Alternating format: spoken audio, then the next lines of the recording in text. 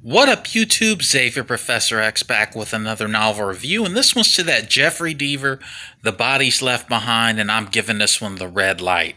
Simply put, this is one novel out of many in his bibliography that I can specifically tell you that Jeffery Deaver has gone on a never-ending decline from being one of the greats with The Bone Collector to now becoming a complete joke with this book. And it makes you wonder, should we get Scully and Mueller on this case to figure out what's going on with Jeffery Deaver? Because look at the book like this.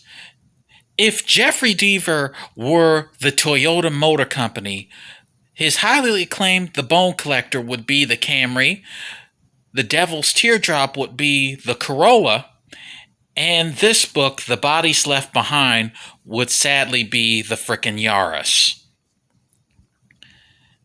I mean, here's the thing, don't get me wrong.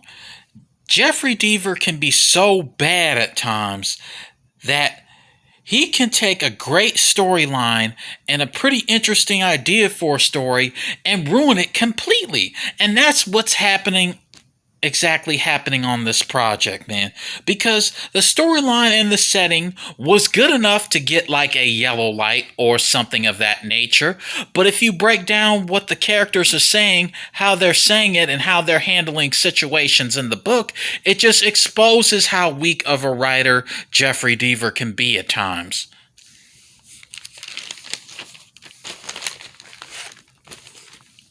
Sorry, I'm having to use my notes here. But let's break this line down a little bit. The story for The Bodies Left Behind was inspired by John Sandford's fifth entry installment into his Lucas Davenport series, which was titled Winter Prey. When you begin reading The Bodies Left Behind, you can somewhat see that Jeffery Deaver studied that playbook that John Sandford ran, and he's trying to do the same thing here in The Bodies Left Behind. Only thing is that he mimics Sandford's work in a very badly way. But let's break down what the storyline is about. What The Bodies Left Behind is about is an off-duty Milwaukee deputy by the name of Bryn McKenzie, who gets called to a vacation home out in the woods, out in the Milwaukee woods, only to find that she stumbles upon a couple that has been shot dead, and there is a survivor that she runs into, and the survivor and her are being relentlessly chased by two killers. And the book pretty much creates this cat and mouse game between Bryn McKenzie, the survivor, and the two killers. The Bodies Left Behind has lackluster pacing, cheesy and one-dimensional characters, and cheesy dialogue. And this book is so uncohesive that I would like to take the time to read you a paragraph from the book to see if you can make sense of anything that is written here, or to at least get you to see the bad writing that is in this book. Let me see if I can find it.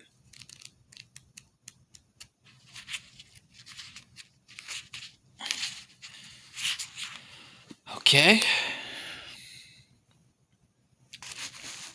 And it reads this.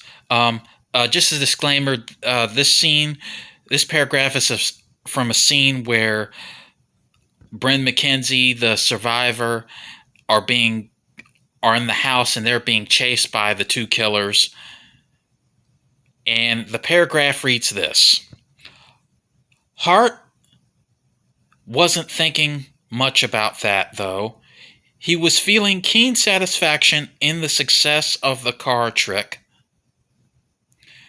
That he was about to kill two human beings meant nothing to him, nor did the fact that there'd be some pleasure in the death of Michelle, who shot him, or of the policewoman who tried to. No, this nearly sexual pleasure he felt was due only to the approaching conclusion of a job he'd begun. The bloody deaths of two women happened to be that resolution, but to him it was no different from that glow he felt when he gave the last fine steel wool buff to the lacquer on the cabinet he built, or dusted herbs on an omelet he fixed for a woman who'd spent the night.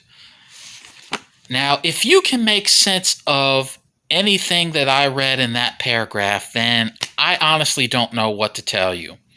So, to recap here, the pros is that the storyline and idea for the book is very interesting, along with the setting. The negatives to take with this, however, is that the book is engulfed in completely garbage writing.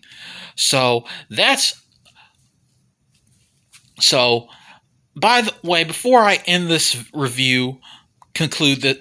conclude this review, I stumbled upon reviews of this book in the book community, and I happened to stumble upon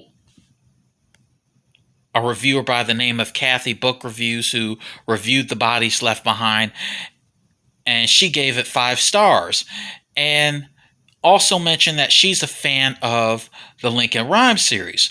Now, my question that I pose to Kathy Reviews is this: how is it that you can be a fan of the Lincoln Rhyme series with the classics of Deaver, The Bone Collector, The Coffin Dancer, The Vanished Man, The Cold Moon, and others, and even The Devil's Teardrop? How can you say you're a fan of those books and be a fan of this as well? So please let me know in the comments section below if you're watching this video, Kathy. So that's it for So that concludes my review of The Bodies Left Behind. Let me know what you think in the comments section below. Did you like it, love it, hate it? Also, don't forget to subscribe and like the video and subscribe to my channel for future videos and content. So I'm Xavier Professor X, wishing you a very safe and pleasant day.